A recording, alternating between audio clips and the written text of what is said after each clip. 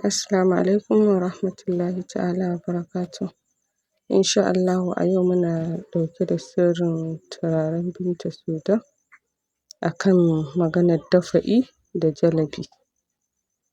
Za mu yi magana akan abin da ya shafi dafa'i na ɓangaren nari da turabi, shi kuma jalabi akan ma'i da turabi insha Allah.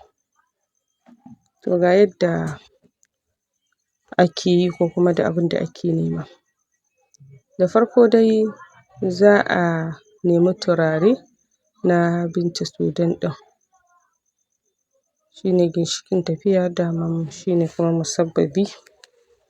Idan aka samo turaren Binta Sudan, idan na ce turaren Binta Sudan irin waɗannan da muke da su a yau, to za a neme su kowane kala aka samu ya wadatar. A'a, mai jan wando ne, mai hijabi ne, mai kaza ne, mai kaza ne, mai murfin katako ko me, duk wanda dai aka samu to ya wadatar.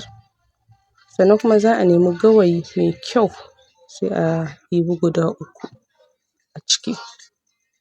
Idan aka ɗauki guda uku sai a ajiye mana shi daban. Sai kuma a samu kashin yawo, ga kashin yawo nan amma wannan an ciro shi har ya ɗan yi yaushi, amma wanda suka san shi za su gane shi.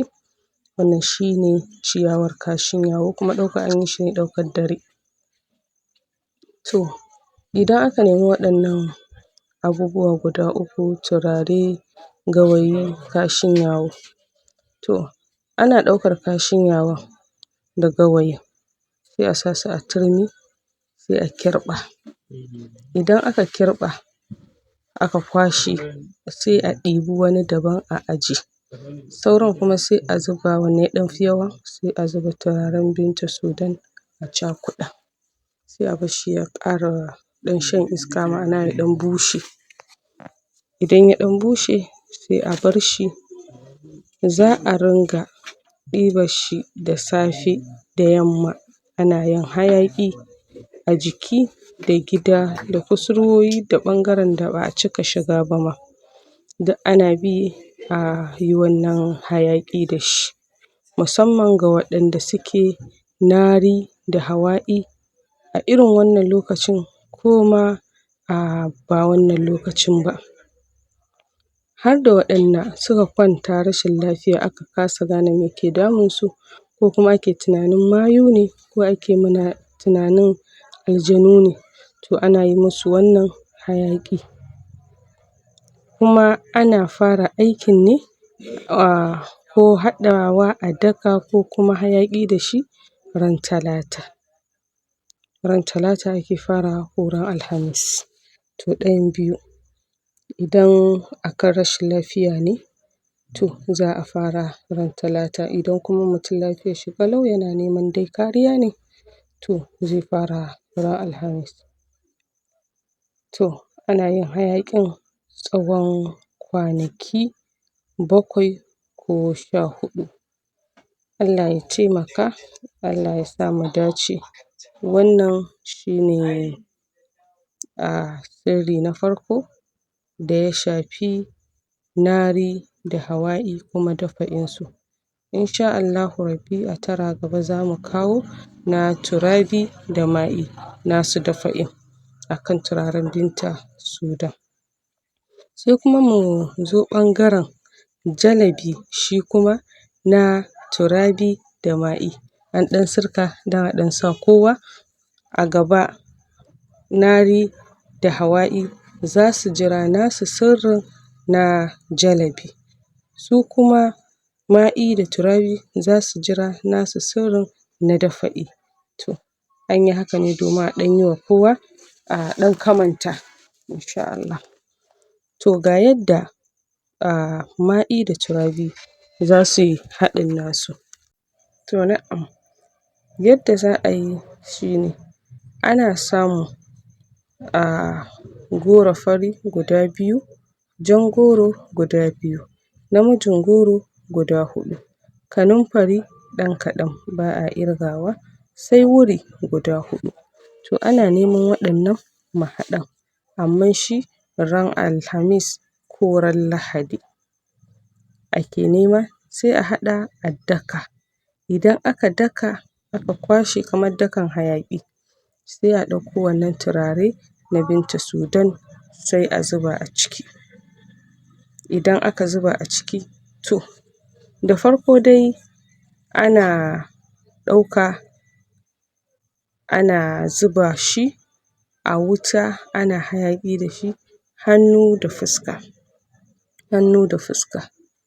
Sannan kuma afuwan kamar yadda aka bada sirri na Nari da Hawa'i a ɓangaren dafa'i, to in sha Allah za a kawo na Turabi, sai dai na ce musu idan sun daka su raba, rabi su sa mai turare suna hayaƙi, shi kuma rabi za su ringa ɗiba ne suna zubawa a ruwa su wanke hannu kuma su ɗiba su sha. Haka ake yi, shi wancan haɗi da na basu na dafa'i in sha Allah. Duk wanda ya gwada shi zai faɗa mana yadda sirrin yayi mai da amfanin da ya mai da ƙarfin sirrin da kuma taimakon da Allah ya sa a cikin wannan sirri in sha Allah. Sai kuma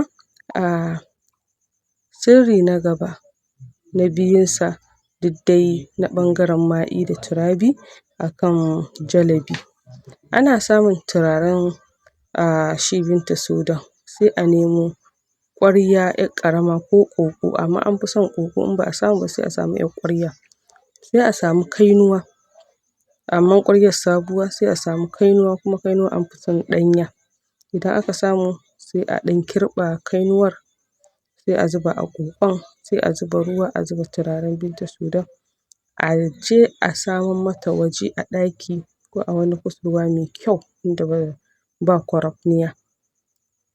Kullum da safe kafin mutum ya taɓa ruwa ko kuma bayan ya gama taɓa ruwa, ya je ya wanke hannun shi a ciki sai ya bar hannun ya bushe har tsawon kwana 7. Ba a canja ruwa, ba a ƙara ruwa. To da yardar Allah da amincewarsa duk yadda kuɗi ya kai lalacewa a hannun mai shi, ko yawan hasara, ko rushewar al'amura, ko komai ya taɓa ya rushe, ko komai aka sa a hannun shi darajar abin ta faɗo, to da yardar Allah da amincewarsa yayi wannan sirri, to an magance wannan matsala, an magance wannan matsalar. Sai dai idan masu mai jifa da hassadan suna ci gaba da yi ne, ya rusa su kuma ya rusa su kuma, to shine.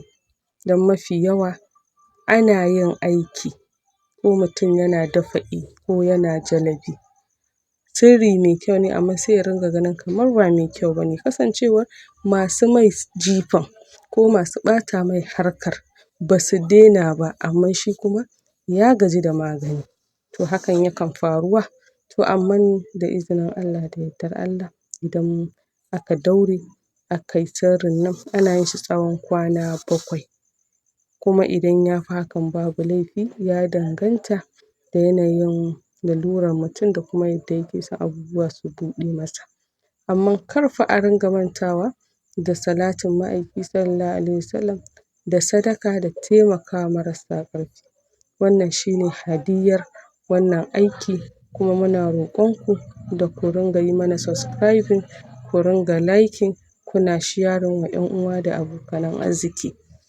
Muna godiya sosai, muna fatan alkhairi, Allah ya saka da mafificin alkhairi, Allah ya taimaka. Mun gode.